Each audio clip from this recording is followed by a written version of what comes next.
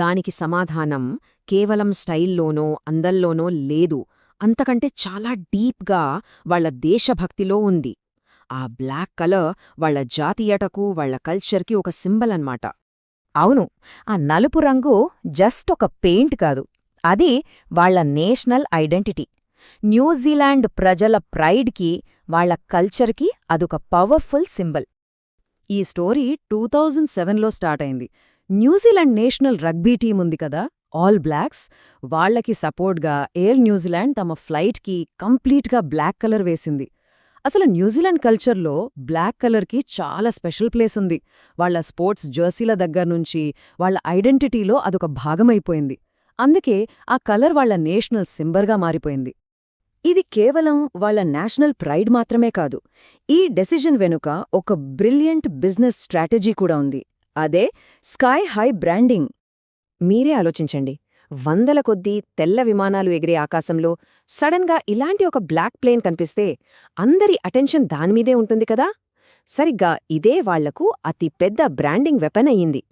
ఇప్పుడు ప్రపంచంలో చాలామందికి ఎయిర్ న్యూజిలాండ్ అనగానే ముందుగా గుర్తొచ్చేది ఈ నల్ల విమానమే. దీనివల్ల వాళ్లకి గ్లోబల్గా విపరీతమైన రికగ్నిషన్ వచ్చింది. రైట్, బ్రాండింగ్, ఐడెంటిటీ అంతా ఓకే, కానీ మనం ఫస్ట్లో మాట్లాడుకున్న ప్రాక్టికల్ ప్రాబ్లమ్ సంగతేంటి? మరి ఆ హీట్, వెయిట్ లాంటివి ప్లేన్ పర్ఫార్మెన్స్ మీద నిజంగా ఎఫెక్ట్ చూపవా? ఆ విషయమేంటో చూద్దాం. ఇక్కడే ఉంది అసలు ట్విస్ట్.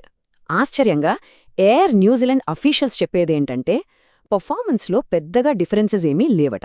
అంటే బ్లాక్ కలర్ వల్ల ఫ్యూయల్ వాడకంలో గానీ, మెయింటెనెన్స్లో గానీ వాళ్ళ వైట్ ప్లేన్స్తో పోలిస్తే పెద్దగా ఇబ్బందులేమీ రాలేదని వాళ్ళు చాలా క్లియర్గా చెప్పారు. ఇదేదో 1-2 ఫ్లైట్స్తో చేసిన ప్రయోగం కాదు. ఎయిర్ న్యూజిలాండ్ ఫ్లీట్లో మొత్తం 115 విమానాలున్నాయి. వాళ్ల దగ్గరున్న ప్రతి మోడల్లో అట్లీస్ట్ ఒక్క విమానమైనా సరే ఈ బ్లాక్ కలర్లో ఉండేలా చూసుకుంటారు. ఇది వాళ్ల నేషనల్ ఐడెంటిటీ మీద వాళ్లకున్న కమిట్మెంట్ని చూపిస్తుంది. సో ఫైనల్గా ఒక్క ప్రశ్న, ఎయిర్ న్యూజిలాండ్ స్టోరీ మనకు ఏం చెప్తోంది?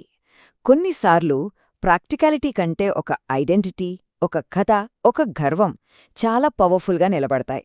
మరి మన జీవితంలో ఒక గుర్తింపు కోసం ప్రాక్టికల్గా ఉండే విషయాల్ని ఎంతవరకు పక్కన పెట్టొచ్చు? ఆలోచించాల్సిన విషయమే కదా.